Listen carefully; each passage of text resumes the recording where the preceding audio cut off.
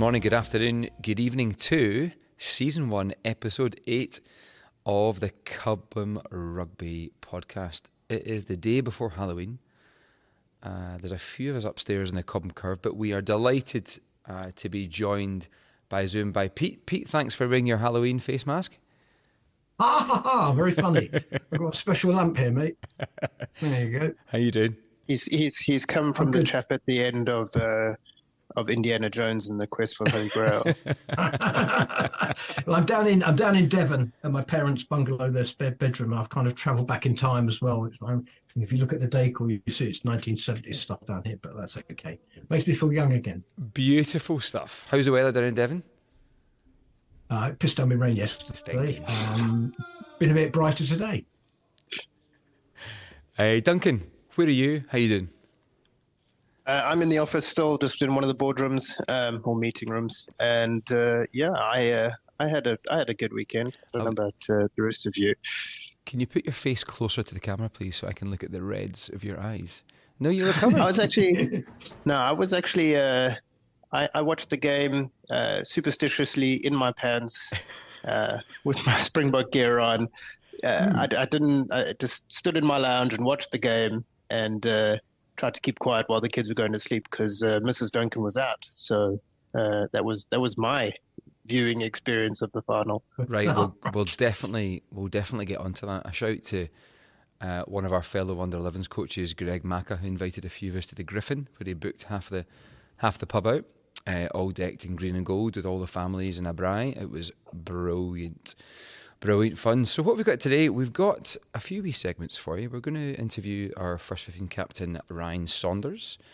Before we jump into our last World Cup review, we might look back at some of the more interesting points of the last few weeks and months, followed by the Cobham review and some news, and then something new this week. We're going to do the Cob Pod Super Mega Hard Guest Quiz. We have a guest dialing in who has the opportunity to bag a few bags of biltong from our new podcast sponsor. So without any ado, shall we jump straight in and welcome our guest? We've got Blissy, who is sprinting his way to the Cobham Curve. I don't know where I'd like to see that. I would like to see that. Sprinting at 7.5 minute kilometres. Yeah. But I think we've got Ryan, who's dialing in right now. Ryan, how's it going? Are you here? Mate, how's everyone doing? We're doing well. Ryan, just describe to us your current situation. Where are you? What are you wearing? In a non-weird sort of way. Yeah, I'm wearing an Under Armour sweatshirt with the New York Knicks hat. And then, I'm just at home. My flat that I live with my girlfriend. In the sort of office room. Set of clubs behind me that I don't use very often. I can see that. A little makeup stand that isn't for me. That's my girlfriend's use only. That is what I would say.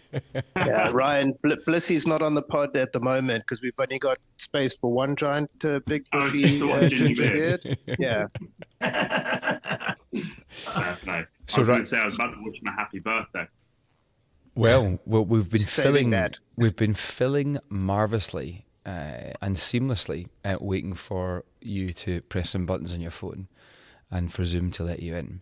So a lot of the guys and girls who listen to the pod have probably heard your name. They probably don't know what you look like, but some of the guys might not even know who you are. Can you describe for the pod and the listeners, like, who are you, a bit of your background with Cobham, and what you do now? And which Saunders exactly are you?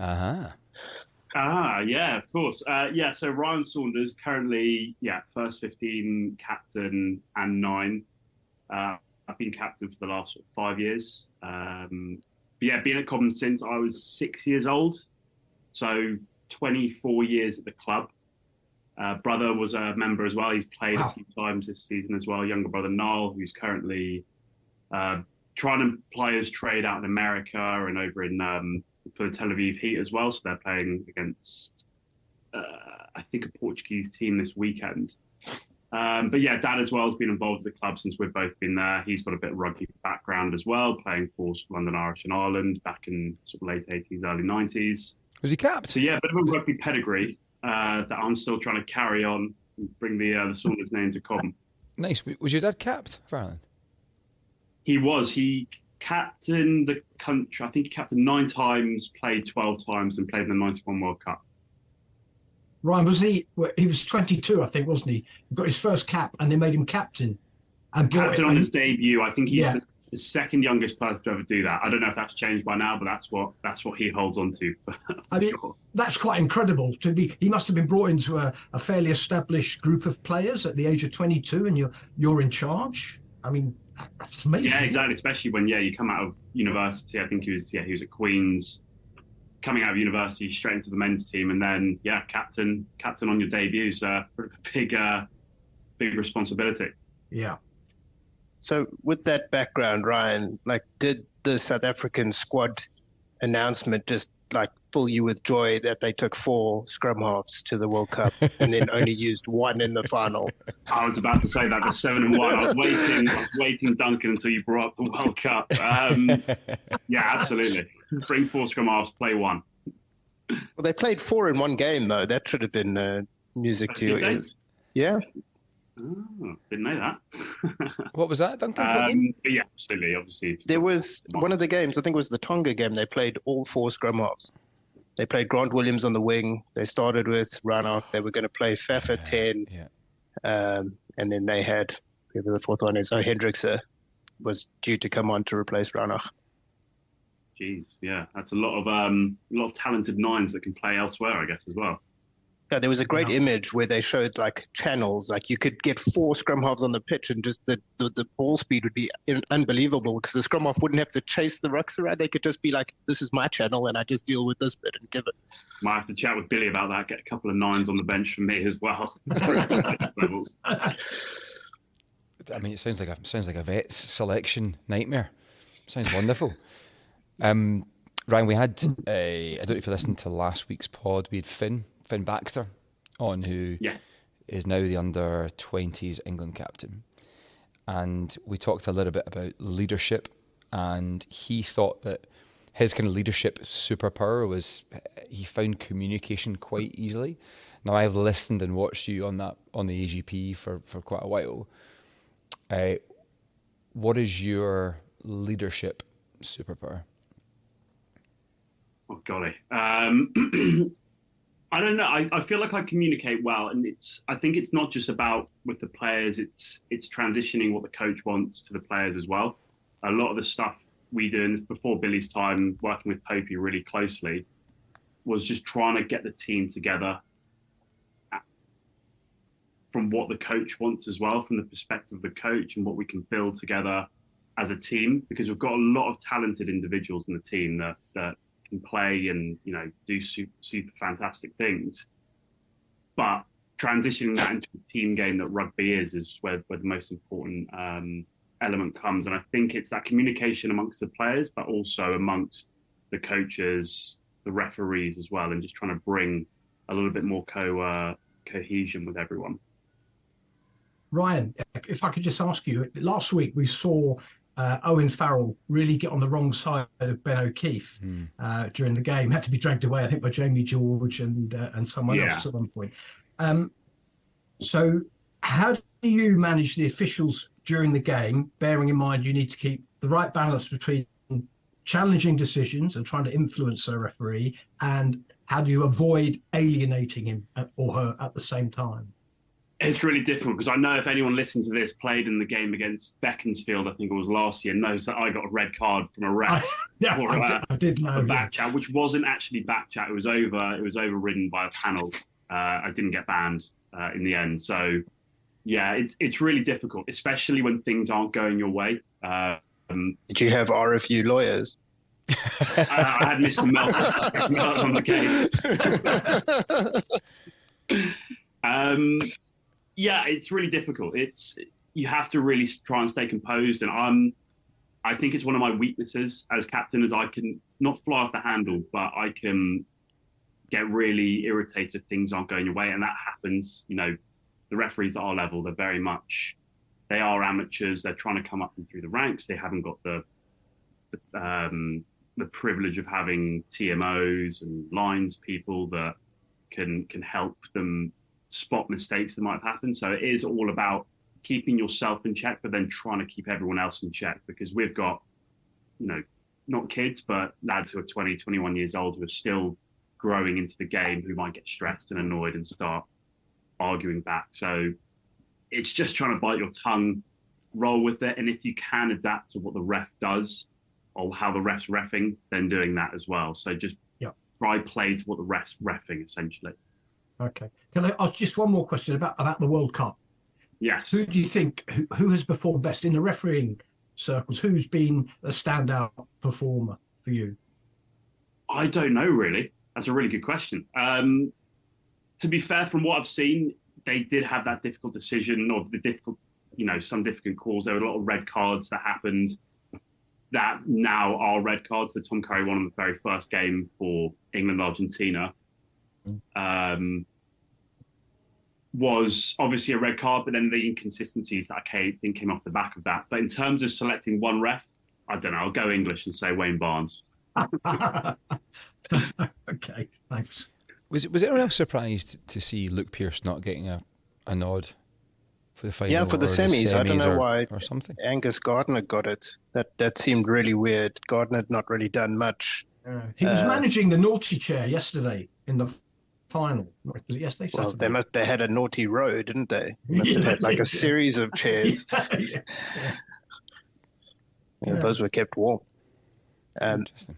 So, Ryan, just a sort of completely left field question here. What is your absolute favorite memory of your time playing for Cobham?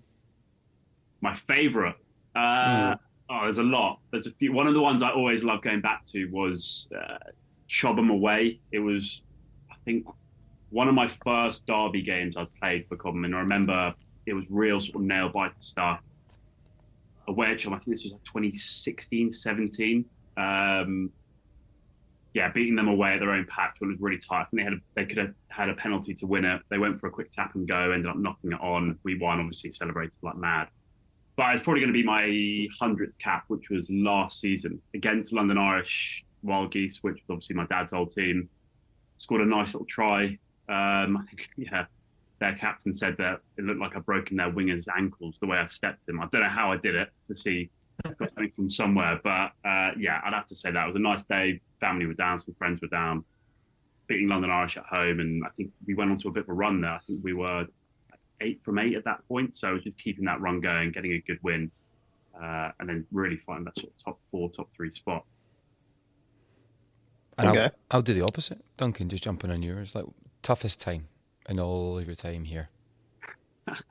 I'm going to say this now because I know if there's any questions that come in, I've had a few of the lads text me already, but it was Havant away 2019. I remember it like it was yesterday. Essentially, we always go down to Havant, and they're a really brutal side, sort of big lads. I think a lot of them are Navy-based, and they're big, strong lads who literally get into rucks, get into mauls, hit you hard on the tackle, hit you harder around the breakdown as well. And we were just behind, and we could have taken points to go for the draw. Still time left on the clock. I think they had a man down, and we thought, no, we've got them in the scrum. Went for the scrum. A couple of phases went by, and I saw the post open up. This is when you could score a try against the post. And I went for it myself. And as soon as I picked that ball up, I got absolutely smoked by one of their opposite men. Didn't get the ball away. They turned it over. They went through the phases, kicked it out. They won 16-13, I think it was.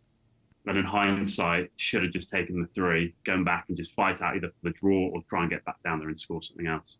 But that was definitely one of my lower points.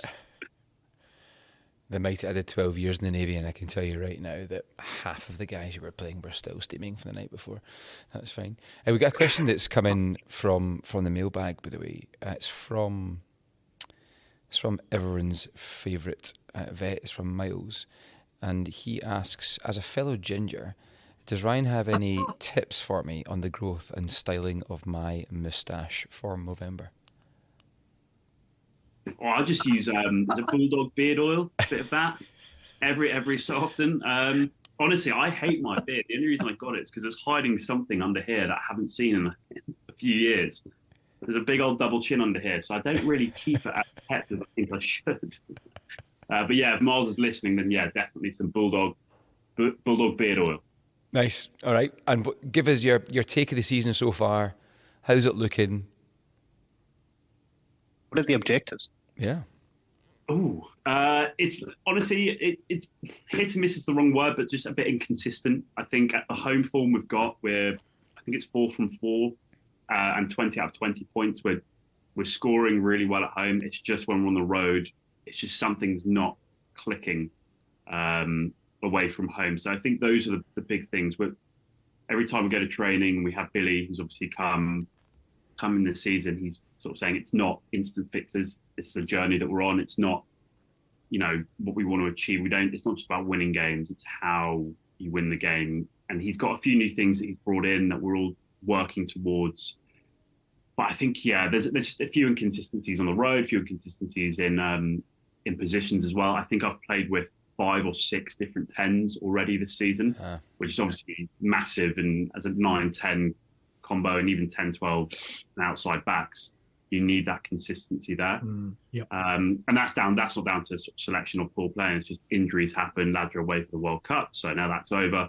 We're hoping we can build some of that or get consistency in the back line and the forwards in team selection, and then just kick on from here. But objectives essentially is, enjoying rugby. I think that's what we all want to do. We're all there on a Saturday because we want to be there. We're not paid. We're not, forced to be there. We want to be there, play rugby, play together, play with your mates.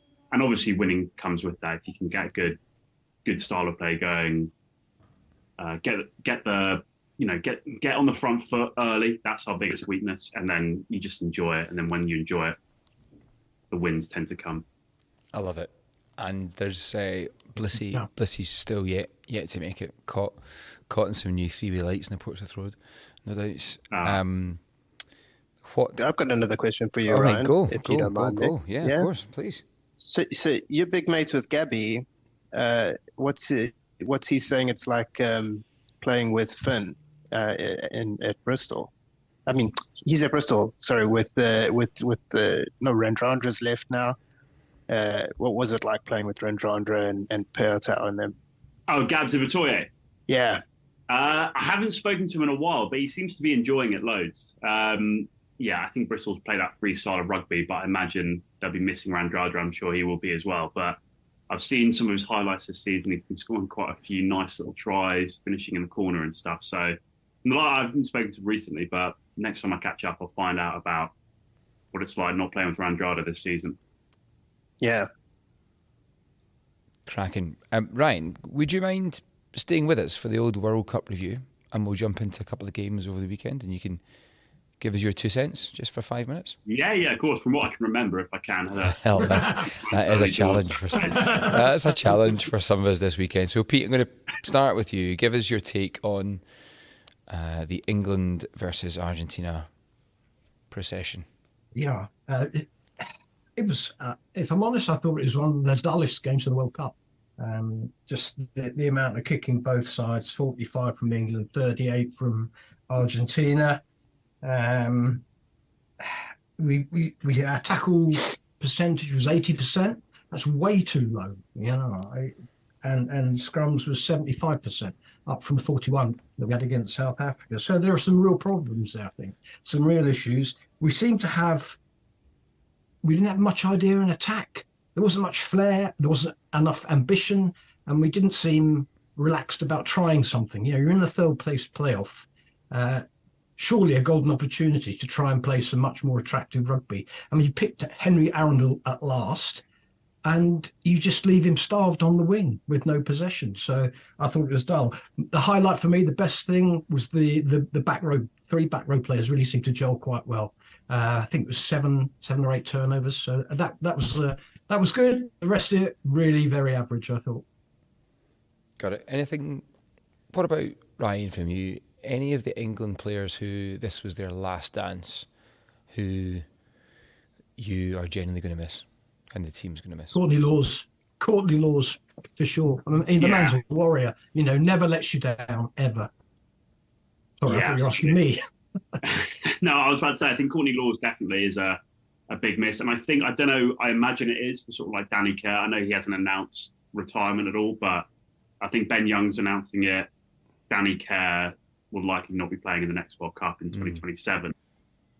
I think that's the big pillar or the big position that England are actually missing. Not having a standout nine. I know Mitchell played really well, but are you available, Ryan, or do you want to play for Ireland? Say again? I say, are you available, or do you want to rather? I'd be going to Ireland. I wouldn't be playing for England, unfortunately. I know the accent may give it away, but yeah, I think that's the position they'll miss the most. But Courtney Lawes as well. I think such an underrated player, just goes under the radar, does what he does best. He'll definitely be missed, I think. Cool. Anything else, Duncan? What were you from the England-Argentina game? It was a jointed. The game didn't really flow, similar to what Pete is. That it just it seemed like a bit of a hit out, like a bit of a training match. If you look at that second half, England got their try from a charge down. So it ended up being a lot closer than maybe it needed to be. There was an absolute ton of kicking. There was a heck of a lot of set piece, and it was. I'm not so sure. I'm a big fan of the 3rd, 4th place playoff. I don't know if it's just to get medals or if it's to make some more money or what it really is. But being second princess isn't anything to write home about unless you're in a beauty contest, and rugby is certainly not that. I guess there are ranking points, in the ILB for sure, in the World Rugby rankings. Okay.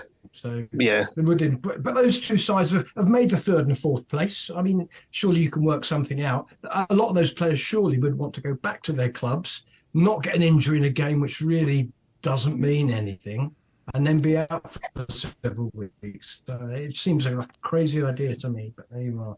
So Pete, I'm guessing, Ryan, are you more of a tilt towards Ireland or England?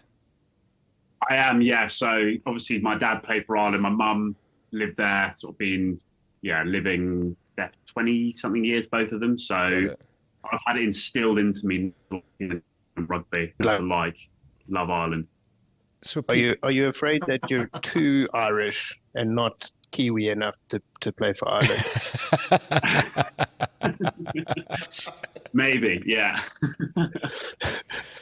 So Pete, as the only thoroughbred English supporter until Blissy turns up, yeah, I think, would you have taken a bronze medal at the start of the World Cup, given the form going into the tourney? Yeah, I probably would if you'd offered me that at the beginning. We were in an easy side of the draw because of the way that all the timing of the seedings were. I mean, you wouldn't seed Wimbledon 3 years in advance, would you? You just wouldn't do it. So why have you done it in a Rugby World Cup? They've changed that now. It would be a year in advance, I think. But yeah, I would have taken the bronze medal, definitely. Got it. And then what about the game on Saturday? So Duncan, straight to you. You talked about what it meant, but synopsis of the game. Did you get out of jail? Did you deserve to win? I don't think we got out of jail. I think the South Africans looked completely cool, calm, and collected. There was a ton of composure. They knew exactly what their job was.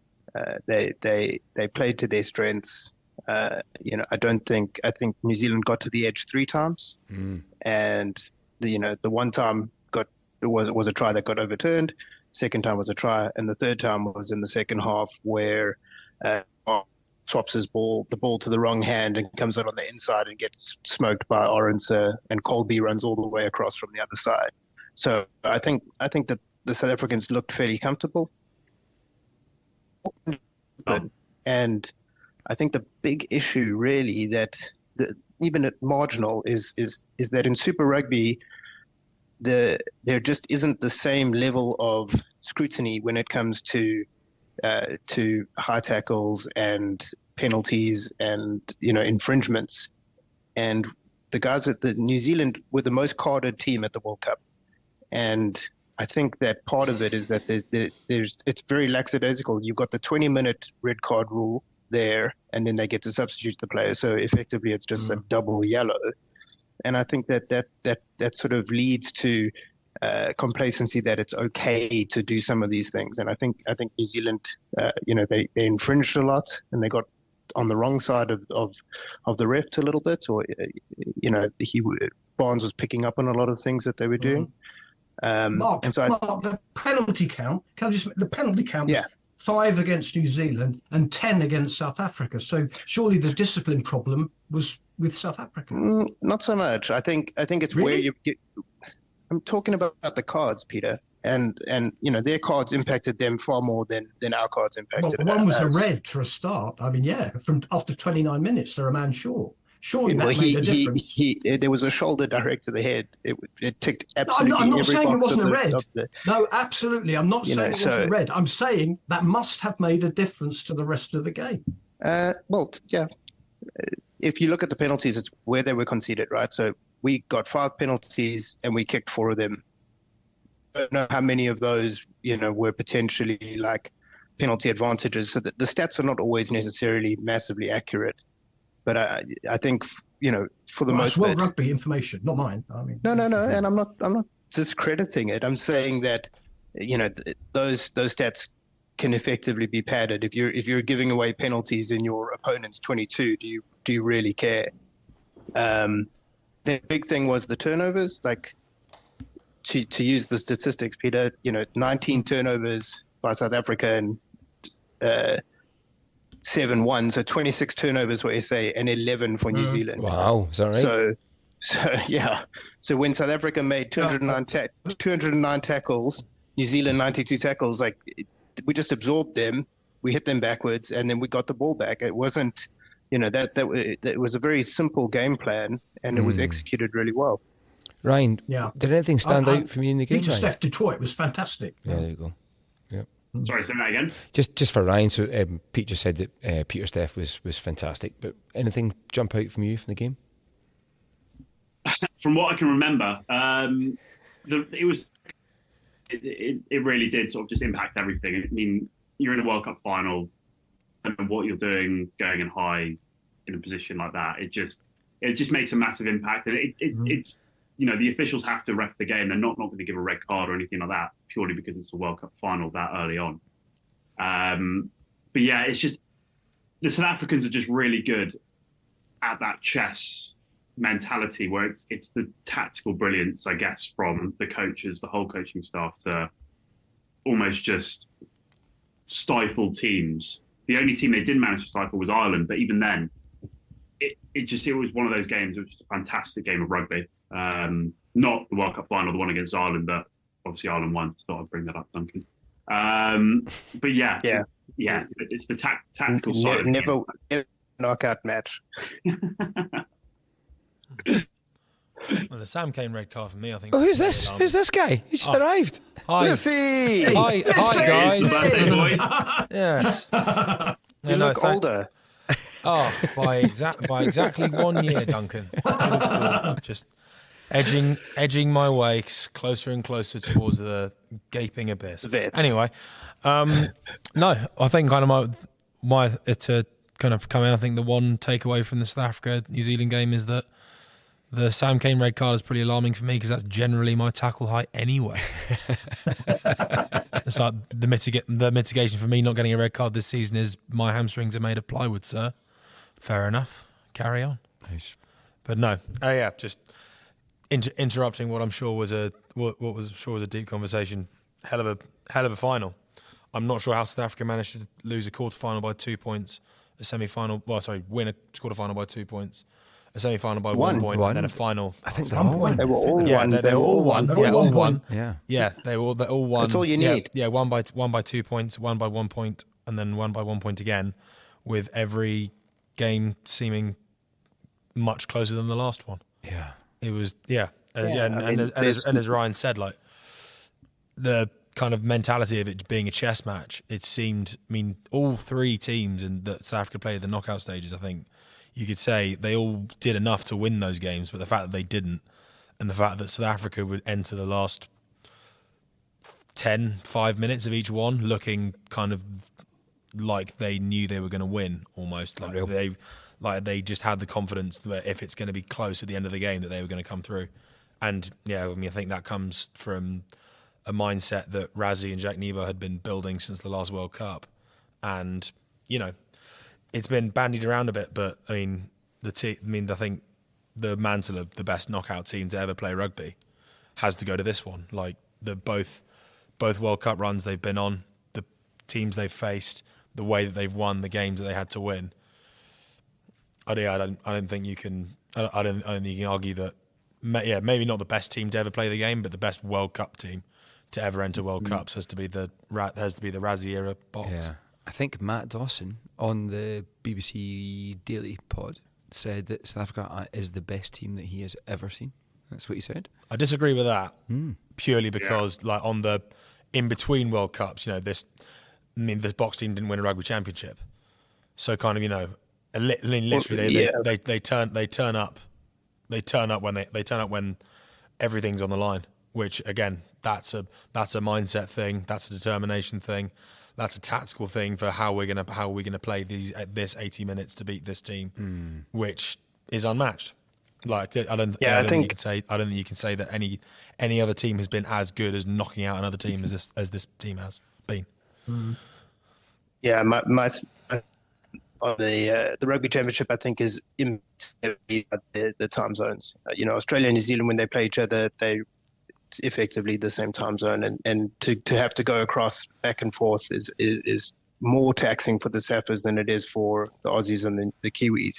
I don't hold it in that high regard, the rugby championship. It's sort of, it's always good watching good rugby, but I'm not I'm not too bothered. World Cups is where it's at. Because you didn't win one. Right, shall we? So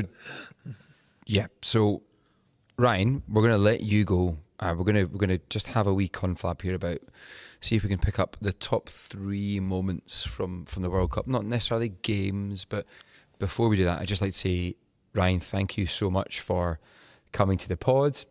Thank you very much for your leadership out in the pitch, for pulling the team together. And thank you for your honesty and about, you know, what you're good at, what you think you're not so good at, and we wish you all the best for the rest of the season. No worries, guys. Thank you very much for having me. Thanks, it's pal. been great, and I'll see you Wednesday, Blissy. See you on Wednesday, Ryan, and Saturday selection. Cheers, Ryan. See you guys. Thanks a lot, Ryan. See you, Ryan. Cheers. So it's Blissy's birthday today. Blissy, we do have a wee gift for you. It's the pizza box over there. It's the pizza box. It's over there. It's not. It's the first thing I saw when I walked in. it's not as hot as it was. Yeah, but it's good. What about? This is quite a tricky one because there's just these little bits and bobs. What are your top 3? Or give us just a couple. Then we'll start with Pete. Just little bits that you can remember from the whole World Cup that stood out to you. I think Portugal beating Fiji 23-24. Yeah. I thought, actually, in terms of entertainment, just the best game of the whole tournament. You know, some great running rugby, tries, and you know, after that, I think the Wales Australia game, Wales 40, Australia 6. That for me was the biggest surprise. I couldn't believe that Wales took Australia apart to that extent. Yeah. And the South Africa-England game, I thought, was the game for me with the most tension in it. You know, obviously as an Englishman, that was hugely disappointing. But that was edge of the seat stuff, and you got to 65 minutes, you thought, ooh, we might do this, but you know, it wasn't to be. So those 3 games: Fiji, Portugal, Wales, Australia, and then South Africa, England. I thought that, in their own ways, I like it. Great. Duncan, anything jump out for you? Yeah, I mean that Portugal win was unbelievable. But you know, I'd add the opening match, that first night, the New Zealand France game. Yeah. That got me so G'd up for the World Cup and made me look forward to it. Just like so, absolutely exciting. It was a great advert for the game, you know, and it set the World Cup up really, really well. Yeah. And Blissy? I'd say kind of, again, going back to, upsets. I think kind of the Fiji-Australia game had a feel to it where it was just sort of like a party atmosphere. I think the Portugal-Fiji game was obviously huge. There was something about the Australia-Fiji game which was kind of like confirming that Fiji were going to go through to the quarters and have that kind of element of the Fijian flair in there. And then kind of right at the other end of the spectrum, kind of two group games that really stood out for me, bizarrely considering the quarterfinals were all nuts, and the semi-finals and the final. But the Ireland box game, I couldn't quite describe exactly what it was about that game. Kind of two teams, both kind of outmaneuvering each other all game, yet only ending 13-8. Both were fresh, both right in kind of one of the crux games of the pool of death. And, I was watching it in a pub with a load of neutrals, and everyone knew that whilst not many points were being scored in that game, something like phenomenal was happening. Like as a spectacle, it was, but you were at the edge of your seat for the whole thing, and like mesmerised by the level of physicality and nous and like emotion going into everything. Plus, also just kind of one of the examples of like two unbelievably well traveling fan bases taking over a stadium. The South Africans and the Irish fans had that place absolutely rocking, and you could hear it with every hit, and there was one going on every 10 seconds. The Georgia-Portugal draw was also super exciting. I remember sort of just being at home and flipping it on, and that game just like it was end-to-end stuff, and for it to finish like that was again just a great advert for the game. I felt that the close matches, the close scores tended to be far more exciting watches than some of the blowouts that we saw. Yeah. There's one wee thing that stood out for me, not so much the game, but the lack of replays of what could have been contentious moments in games. It felt like they were purposefully scrubbed. Nonsense. I don't think so. Do you not? I think the TMOs and the replays and everything was absolutely spot on this World Cup. It was independent guys. It wasn't the French that you normally get in the Six Nations. I thought that the refereeing, the standard of refereeing, and the communication from them throughout the World Cup was absolutely excellent. I wouldn't call them out. Oh no, I'm not calling it the referee. I'm calling it that before TMO, they would usually play. They would usually show lots of hits in slow motion, but the whole bunker thing, get rid of it, give it to a guy in Paris, and just get on with the game. I think the bunker issue, because I think there is an issue. Like, I really agree with the concept of the bunker, and I think in Super Rugby it works really well. I think hopefully when it comes to the Prem and top 14 comes north, it will also work really well. But I think what everyone got very, very frustrated with about the bunker is that because it was mainly high tackles that you saw, and the rules around high tackles are still so fluid at the moment, that you had very, very, very similar incidents being referred, and it ultimately coming down to the opinion of the mitigating officer, which would change from game to game. Like, the Sam Cane red card was by the letter of the law a red card, but you had seen identical incidents where it hadn't resulted in a red card. So I think kind of the confusion around that has caused some people to think the bunker doesn't work. I think the bunker works, but I think right now with the rules the way they are and how open to interpretation it can be, there are issues to sort out there, and we need consistency. If we get consistency out of the bunker, I think it's one of the best kind of implementations of rules enforcement that rugby can go for. Got it. Just before we move on to the Cobham Review, just a shout out to the Scotland ladies team who have won their tier in the Women's XV, which is awesome. So well done to Rachel and the whole team. That's absolutely brilliant. Shall we break for an ad? We should break for an ad. Good. Right. Which ad are we doing? Segment 3. All right. Spontaneous as I'm anyone. bloody starving. Oi, Sorry, Pete. listen. I'm trying to get away from snacking. Hold on. I've got an idea. Dangerous. Where's he off to? Even though I forgot when I wrote this that he was dialed in remotely, and not in the curve. We're watching on the wide screen. I've just nipped downstairs and got some biltong. It's actually good for you. Loads of protein and hardly any carbs or fat. Right.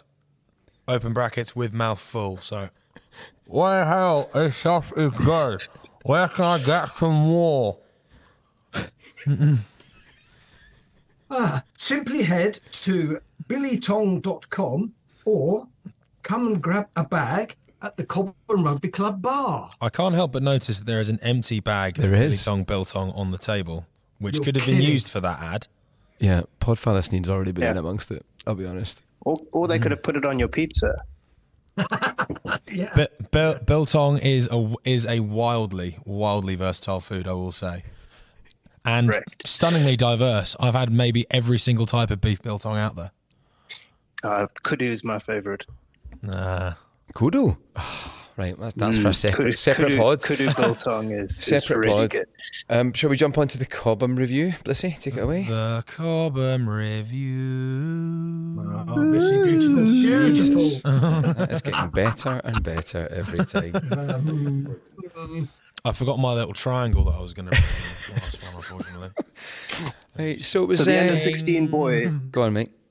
The under-16 boys had a game to forget. Unfortunately, they lost away to Camberley under-16s 28-7 and didn't really turn up until the last 15 minutes. There weren't any photos as it was chucking it down, but a positive and a shout-out to Jack Shee, which is a new name for me, as it was his first game for us and was very impressive at centre. Well done. There's also another shout out to the Minis for their fortitude in the mild drizzle at 10:30 yesterday morning with all the hungover coaches. Well, hold on. That was something else. It was a tremendous downpour. Sneedy, were you coaching Podfather? Were you coaching on Sunday? Blink once for yes. It was horrific. And a wee shout out to Elliot who joined under 11s in his first ever training session. Did very well. Well done, Elliot. Under 14 girls lost 20-38 at Old Rats Wimbledon.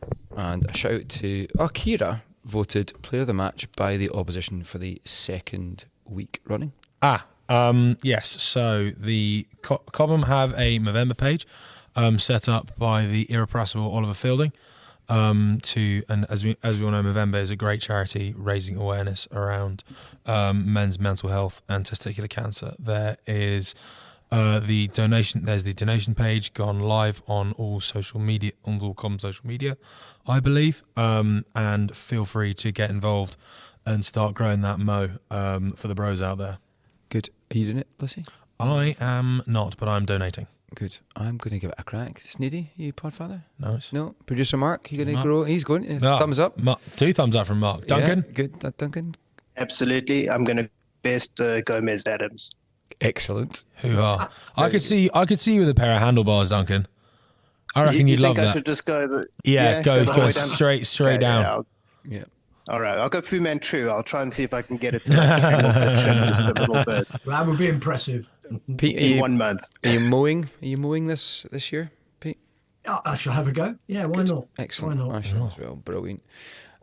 City. God, hold on. The City Lunch is only days away. Actually, we've got a week and a half to go, right? So it's going to be the Friday the 10th.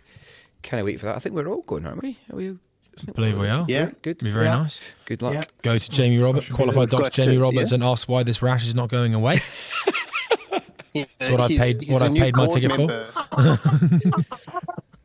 He just got announced as a board member for the Wales RFU, so that'll be interesting to sort of needle him on that. I like it. The bastion of integrity and well-run rugby programs that is the WRU. I'm sure he will find that wildly entertaining. And then Pete X Players Lunch, 18th of November. Yeah, I'm going to be there. It's the Cobham former players lunch on the 18th of November. I've actually organised 2 tables. There's a very naughty boys table, and there's a not quite so naughty boys table. So that should be quite a good afternoon. Great. And then on the 4th of November, I'll just put a plug in. We lay a wreath every year up in the clubhouse. You might see there's a memorial board up there. 50 old Surbitontians gave their lives during the last war. We meet at 1 o'clock on the 4th of November in the downstairs bar. Then at 1:30, we'll lay the wreath. So all welcome. Come up and join us, and then watch the game versus London Cornish after that. Great. Lovely. Going to try something new. Hey guys, we usually jump into a lightning quiz, but we're going to try something different we've got some giveaways, we've got some prizes. Some of them are on the table as well. Some more Rugby World Cup stash in terms of rugby balls, but also there's a chance of winning some bags of biltong today. And so we've chosen, every week we choose the best email that we get into the Cobb Pod mailbox. And we are delighted to welcome Mr. Tam Cowan onto the Zoom. Hey. Yes, TC. You're muted, TC. You're muted. I know it's you're brilliant. I know you're in the army. You need to unmute yourself. Can you operate technology? Still no. We'll let producer Mark try to sort out some tech before we'll just. No, I can't. Unfortunately, there we go. Hey, there he is. Hello, pal. How you doing? Hello, mate. Yeah, good to see you. And you, pal. And you. Ankle. MRI results aren't back, so I'll be on the field Friday. They're smart. Like, unless they told you have it, you don't have it. Exactly. Exactly. So here's the one thing you can't mitigate for is omission. Nice. There's going to be 5 questions here, TC. They're going to be increasing in complexity and difficulty as they go along. And if you answer all 5 questions correctly, then we will. You'll be the proud owner of 3 bags of biltong this week, which is cracking. So you up for the challenge? As long as there's nothing on passing, yeah, sure, why not? Roger that. So we'll ask one question each. I think we'll do a round robin here. I'll start question 1. What was Cobham Rugby Club called before it was called Cobham Rugby Club? I think Pete just said it. It was old. It was indeed old Surbitontians. It was, right, brilliant. He is over the first hurdle. Good. Duncan? Okay, so question 2 here. The question says, name one player who has over 100 caps for Cobham, but that's easy. I'd like you to name 3 players who have over 100 caps for Cobham. Oh. Doug in the ones as 2 first team caps. I'm going to go Richie Marshall because he's older than God and seems to have been on every tour. Caps. I'll give you a wee clue in that we had the first 15 captain on the pod just earlier on before you joined. Before I joined, thanks, mate. Or there's a fireman that you might know. But I mean, as Cal's an option. There you go. Yep, there you go. That's your third one. Good.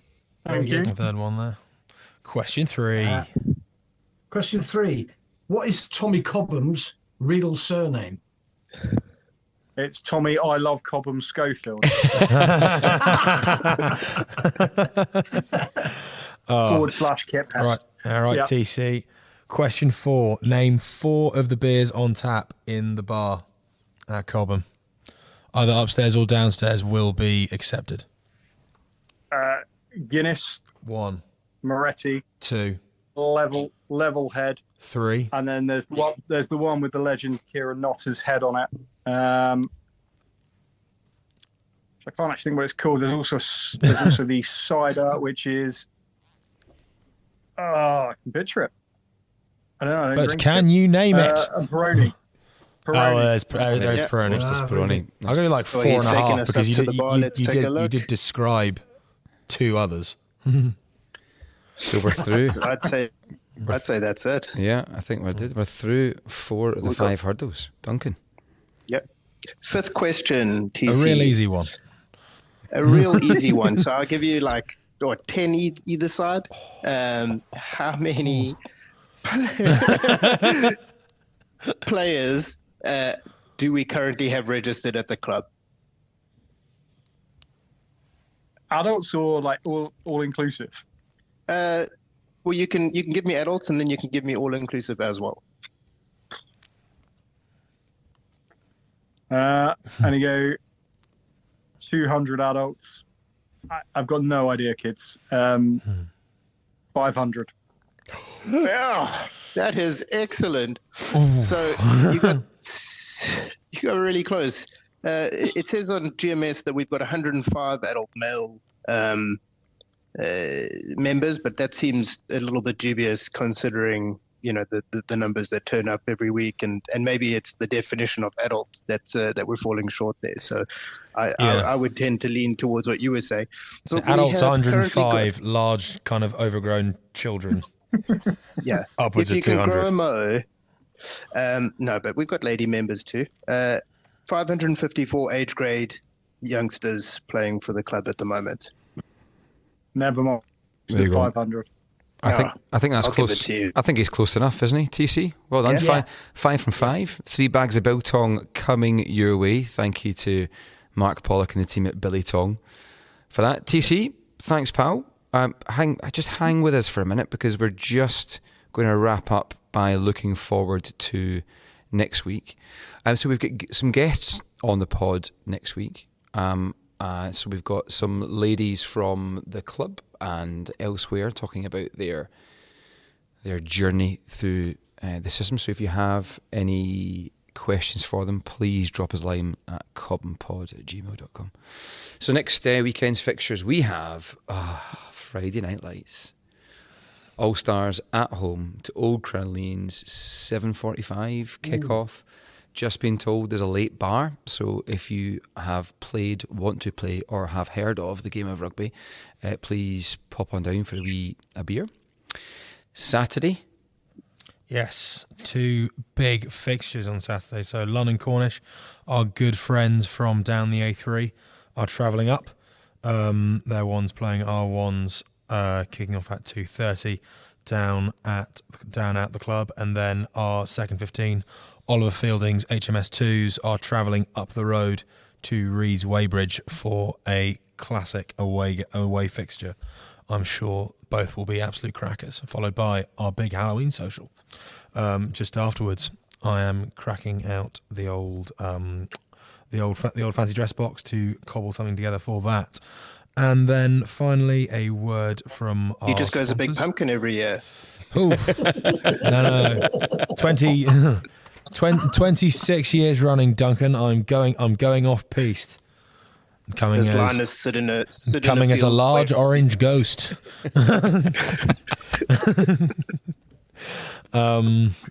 Yeah, and then a word from our sponsors and corporate overlords, of course. Savills Estate Agents, Russell Cook Solicitors, SPL Villas, and finally Mattioli Woods Wealth Management. Thanks again for their support and continued sponsorship. Great. And one last shout out before we wrap up. We did have the Spooktacular event here at the weekend. It looked wonderful. And just a shout out to Jackie and Courtney, who worked in the run-up. 2 long days to help set up. All the volunteers who helped on the night. Michelle West, Louise Pike, Lunny, and all of the Duke of Edinburgh helpers who made a brilliant evening for all the kids and then maybe all the adults as well. All right. So I think that's us for this evening. Blissy, thanks very much. Happy birthday again. Oh, thank you very much. Go and enjoy that pizza. Would you mind sharing your age? Oldish. Old. I'm old. You a vet yet or not yet? Everyone's a vet on the inside, Duncan, really.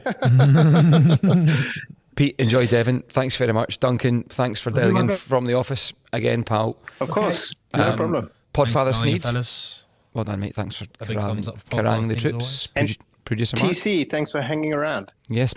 Yeah. Oh, yeah. Thanks, TC. You told him to hang around. And I he's did. Still I'm going to here. go, fellas. I mean, Cheers. Just leave him on the call. this has been a Mark Marie production. Thank you, producer Mark. And all the notes are at the bottom of the pod. Cheers all. Thank you very much. Bye.